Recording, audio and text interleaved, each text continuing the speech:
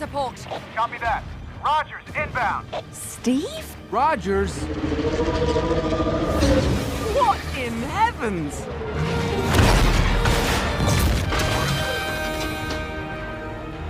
Steve! Hey, Peggy. Now you owe me one.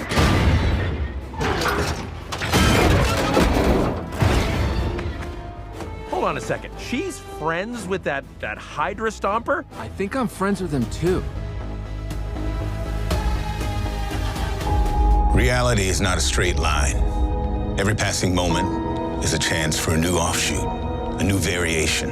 In fact, there are more realities than you can possibly fathom. An infinite number of what-ifs. I'm Jeffrey Wright, and as the voice of the Watcher in Marvel's What If, I can see what few others can. The totality of the multiverse across all time and space. The stories you thought you knew are nothing like you remember. Familiar faces. Who are you? In unfamiliar roles. Star-Lord!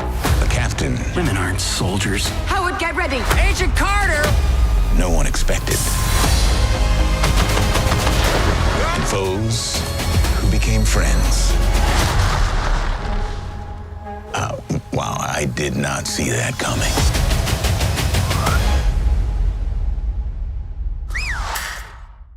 Welcome back, everyone. This is going to be my new Marvel What If Episode 1 video. They just dropped a whole bunch of new footage, a couple scenes from that first episode, so we'll break it all down. There's a whole bunch of Easter eggs. I will be doing videos for all the episodes. They start next week, so be sure to subscribe to get all those. We're doing a giveaway for Disney Plus memberships. All you have to do to enter is be a subscriber and just leave your favorite Easter egg from all this brand new footage. I'll just start at the beginning of this and work our way through shot by shot talking about Easter eggs as we go along, because there's a lot of different stuff that they cover in this. And as you probably detected, when they're talking about the multiverse, the graphic that they use, they talk about different timelines, different variations, like different variants. They use the same graphic as the Loki series used to depict different timelines. Just confirming that this is building on all the craziness of that Loki finale. I explained in my last big video too that the producers said this is meant to be canon. All the episodes are canon to the MCU. I know there was a lot of question about that when they first announced the series. They said that some of these characters will eventually show up in the live-action Marvel movies and other Disney Plus series. But this big scene from Episode 1 is obviously just a twist on a scene from Captain America, the first Avenger movie, and you have Peggy Carter as Captain Carter, or Captain Britain, however you want to think about her, with Bucky and the Howling Commandos on one of their missions, and they're meeting the Steve Rogers version of Iron Man for the first time, who they're calling the Hydra Stomper, just because his Howard Stark-built Iron Man suit is so huge. It's basically like a giant tank-sized version of an Iron Man suit, because the whole idea that things had not been miniaturized till present day, like Tony Stark was the person that miniaturized all those components for his Iron Man armors. And some of these shots are literally mirrored shots from Captain America the First Avenger. Some of this plot will be very different though, like there was no giant tentacle creature in the first Captain America movie. They're under heavy fire, they're getting their asses handed to them, and then Steve Rogers' Iron Man swoops in and saves the day. But the way they're playing it, they haven't completely revealed his identity. Like it's still a mystery who this quote-unquote Hydra Stomper is. So Howard Stark basically builds him the Iron Man suit, and he goes on missions with it, kicking a bunch of butt, but nobody knows who he is. It's a big twist on the original Iron Man origin story. If you read those original Iron Man comics, the story was originally that Iron Man was the bodyguard of Tony Stark. But obviously when the first Iron Man movie came out, they completely blew that up. They're like, no, we're not going to do that plot. He's just going to come right out and say it. Oh, I am Iron Man. Originally, Tony Stark did use a secret identity, but that was during the 1960s when they first introduced the character. So this is them just having a funny moment with him showing up. Peggy obviously knows exactly who's inside the armor, but the other Howling Commanders are like, wait a minute, who's this Hydra Stomper guy that you know? And Bucky figures it out because he hears Peggy saying, oh, it's Steve. Like, oh, wait a minute, I think I know this Hydra Stomper too. Because even though it does take a dramatic left turn with the creation of Peggy Carter as a super soldier, the idea is that everything up to the point of him becoming Captain America is pretty much the same. So he and Bucky grew up being best friends, they joined the war effort, and everything up to the point of him climbing in the machine to literally get injected with the super soldier serum is pretty much exactly the same. But as you can see from the later trailer footage, what it looks like happens is that when he climbs in, if you remember during the first Captain America movie, if you remember Richard Armitage's character basically tried to sabotage their effort and blow everything up, kill everybody in the room. it sounds like he's slightly more successful. They say that Steve Rogers has an accident, so then you see all these flames behind everyone here. Peggy Carter then has to climb into the machine while everything's on fire, and they're just barely able to complete the experiment before everything goes up in flames.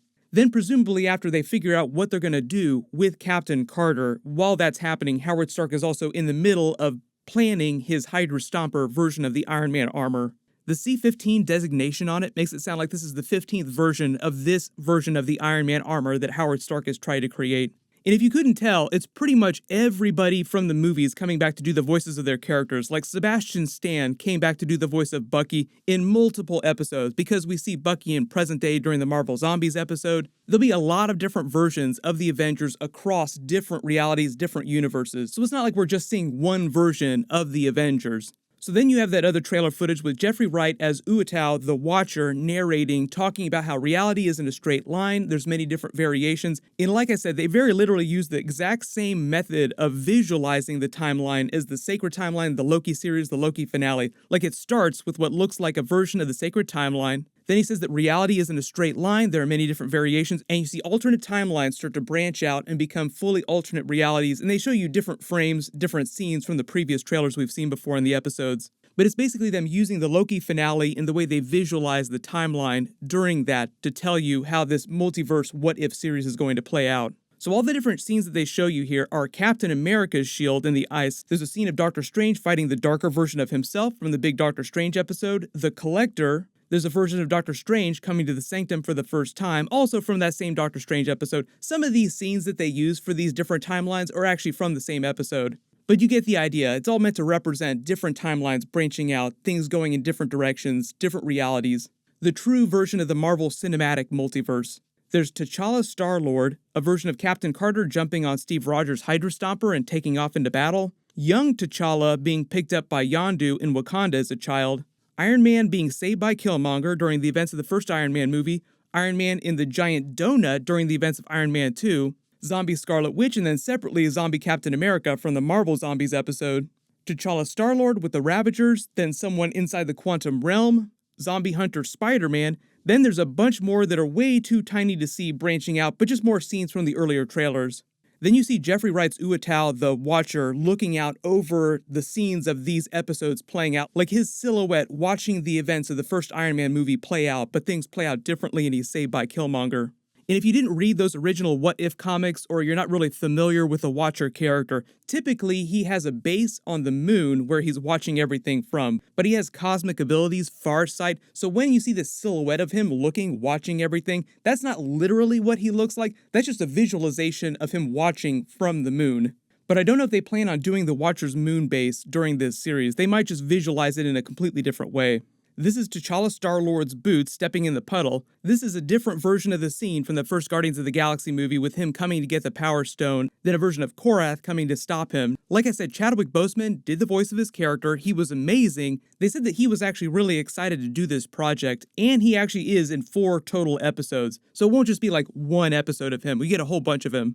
I love Jeffrey Wright's twist on that classic Quicksilver meme. I did not see that coming. Then they have the montage of a couple really quick scenes, but they're really WTF scenes. So for instance, this version of Iron Man seems like Black Widow killed him inside Randy's Donuts during the events of Iron Man 2. Like you see him lying on the floor there with his coffee spilt like she poisoned him or something like that, or she shot him. Then you see Nick Fury and these S.H.I.E.L.D. agents carting her off like they're arresting her, but you notice that it's Crossbones and the other people from the Winter Soldier, which are known Hydra agents. So during this particular episode where this is taking place, this might be a version of Black Widow who either never stopped working for the Red Room and she just pretended to defect to the United States so that she could infiltrate S.H.I.E.L.D., or she herself is Hydra and this is a Hydra orchestrated hit on Iron Man during the events of Iron Man 2.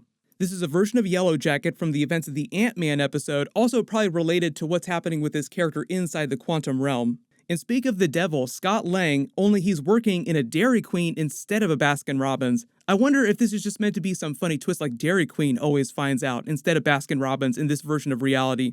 So just a big reminder that episodes start next week. My full episode 1 video is going to post Wednesday. It'll be the exact same schedule as my videos for the Loki series just a little while ago.